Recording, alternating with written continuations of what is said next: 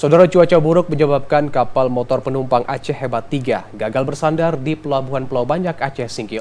Akibatnya ratusan penumpang terpaksa dievakuasi. Hujan deras dan angin kencang yang melanda perairan Kepulauan Banyak membuat kapal Aceh Hebat 3 berlayar dari Pelabuhan Singkil menuju Pelabuhan Pulau Banyak tak bisa berlabuh.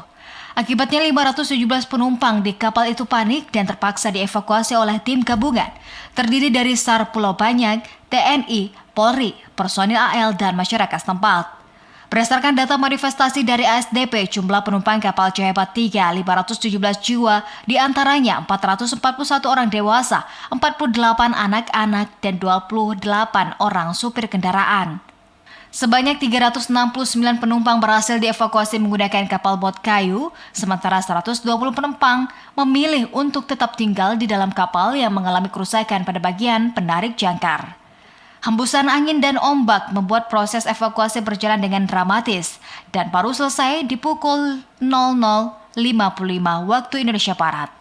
Saat ini seluruh penumpang kapal telah berada di Pulau Balai, Kecamatan Pulau Banyak, Kabupaten Aceh Singkil.